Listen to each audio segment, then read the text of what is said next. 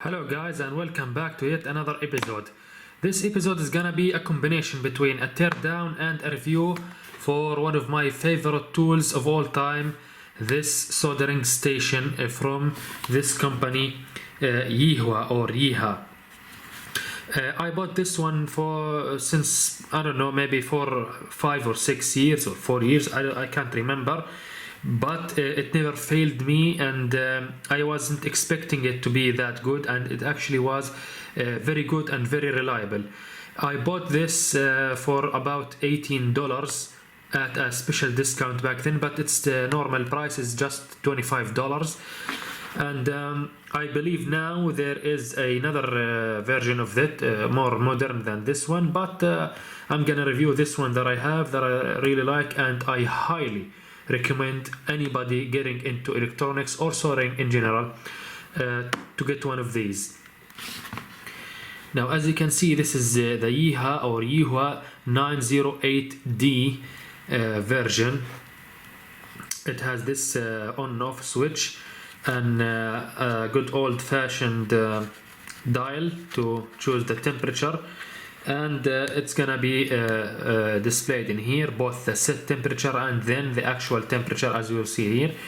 And this button right here makes you lock or unlock the temperature, because if you let this thing just like that, it will start to drop into sleep mode. It will reach about 200 degrees, and once you wiggle it like that, it will return back to heat up yet again. But if you don't want that, just lock it like that. So without further ado, let's get going.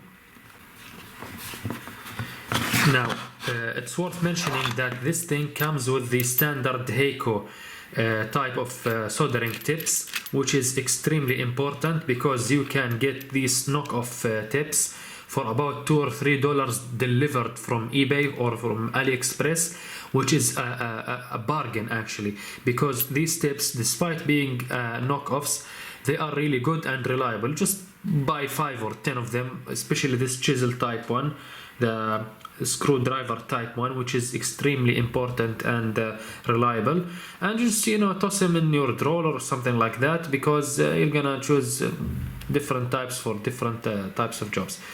You can easily disconnect it from here and connect it just like any Heiko tip. So that is very important feature of this iron. And here's the other important thing is that despite this thing being or look like a soldering iron, it's actually a soldering station, because it comes with this standalone station, let's call it, or docking station, with this cheap ass sponge.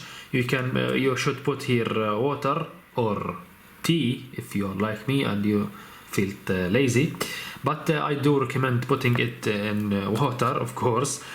And you can dock this here, right here, and let's start it up.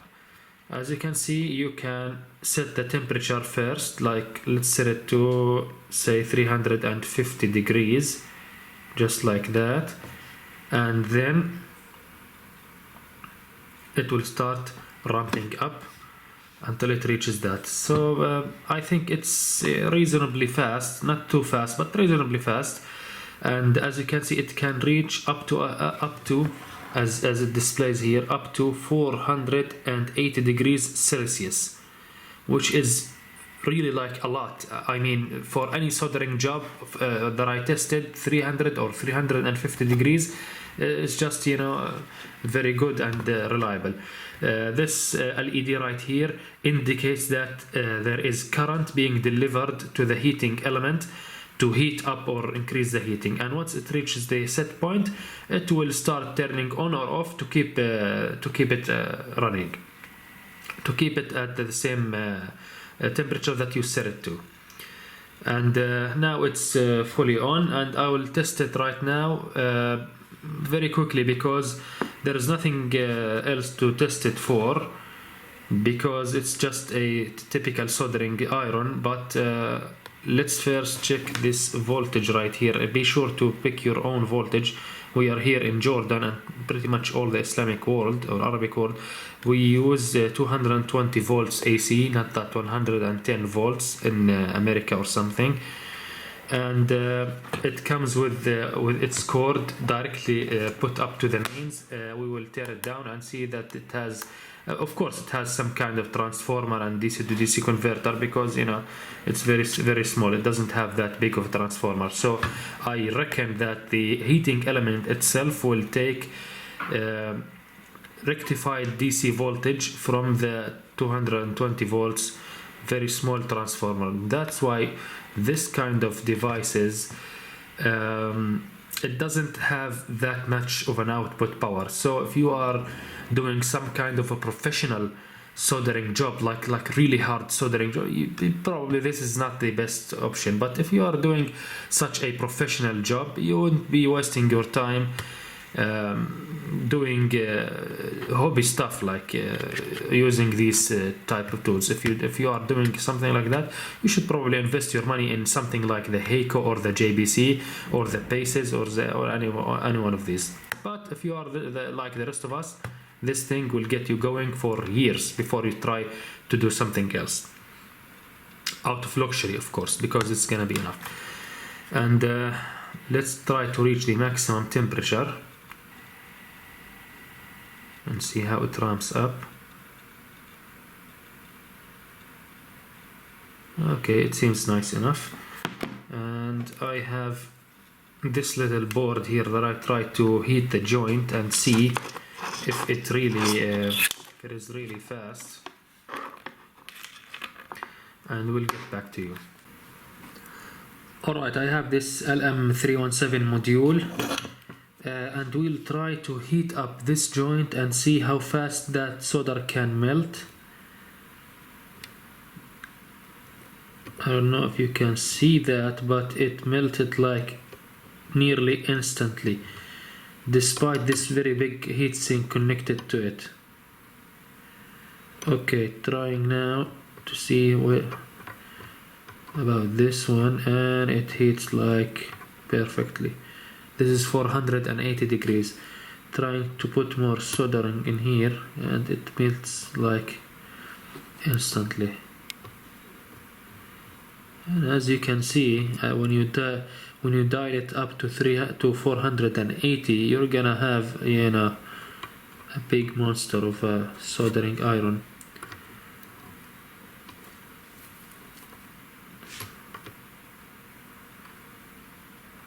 But if you try to do that,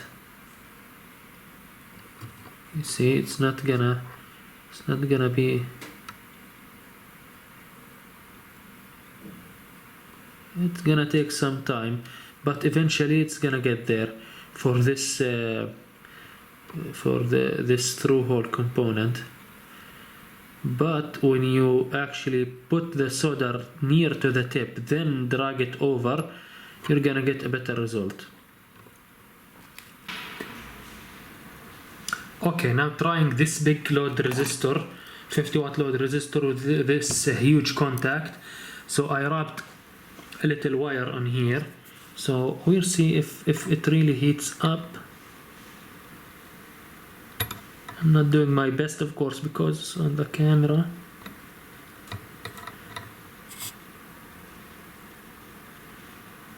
And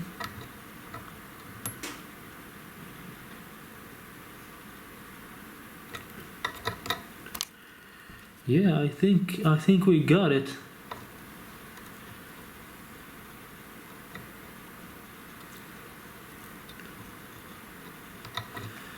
Yeah, solder actually flew very well. Let's see an up close on this. And yeah, so even if this is a big contact and it's a big thermal mass, it is still did very good, and I'm really satisfied with this. And remember people, this is just $25. Okay, there's nothing fancy in here. So right now my soldering tip is actually kinda disgusting. Let's try to see if this thing really works. Magical smoke is escaping. That means a good news.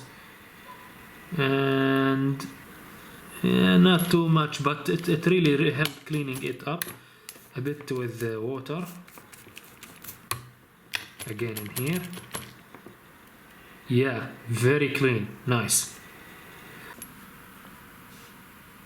Okay, now I'm trying to see how does this this temperature degrades when you put it like this.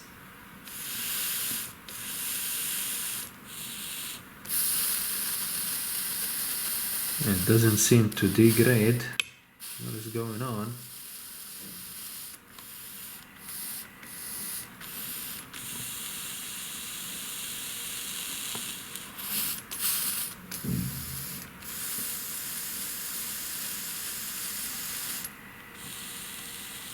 Okay, maybe if we dial it back to say 350. Now after putting it to 350 it starts to degrade and get back to 350 from 400 or so. But putting it like right here doesn't seem to have any effect at all at our reading for some reason.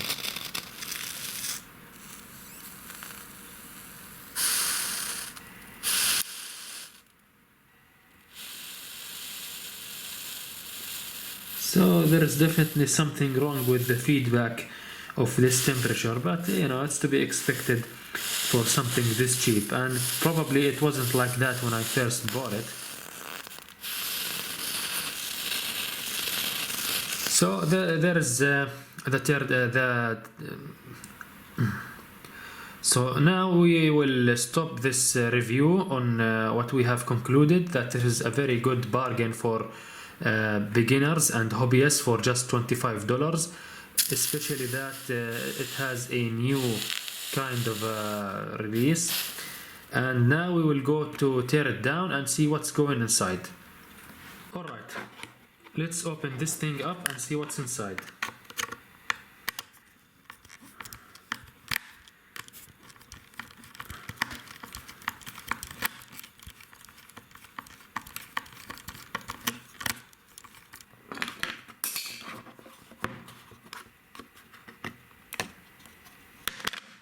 Oh, it does have more screws right in here.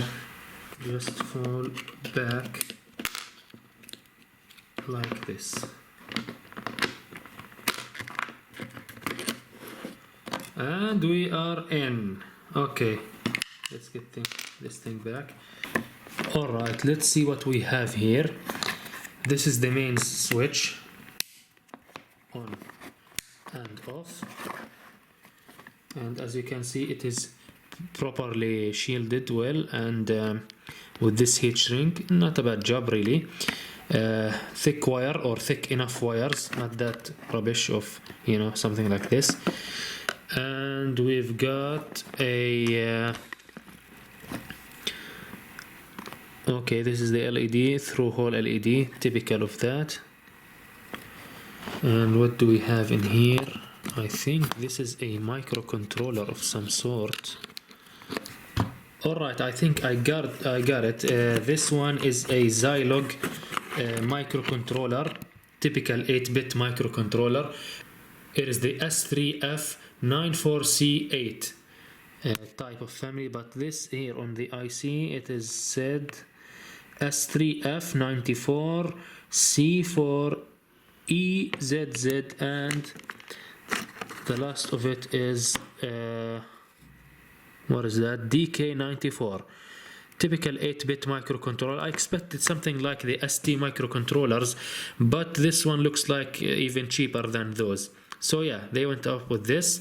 So probably this one takes the potentiometer reading from this potentiometer here, do its calculation, and then outputs the required pulsing or feedback for the heating iron to control the heat, and it gets the feedback from the temperature sensor, which is probably a thermistor or something like that, or a thermocouple, who knows, which is inside the iron itself, and through the loop that it has internally, it determines the temperature and the output current needed to be done, and that's it. That's about it.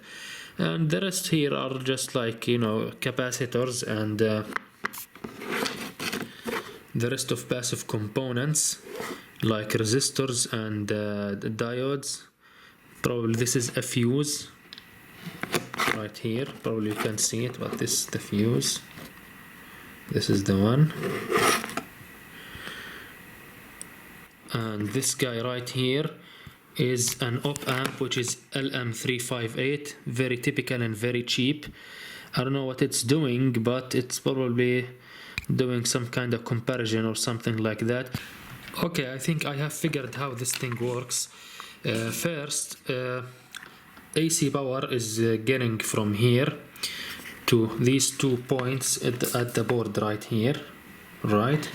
Then from this fuse it goes to this diode right here, and this diode delivers it to this triac controlled by this MOC chip, and from this triac itself goes directly to the heating iron through this wiring harness to the heating iron. So probably it directly controls it via probably rectified AC voltage through this diode or something, but the control is done through this MOC right here, powered of course by the microcontroller.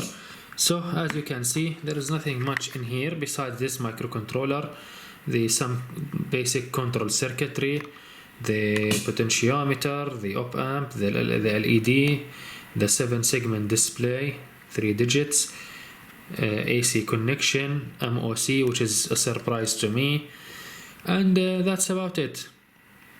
So I hope you guys found this review good, and I'll see you next time.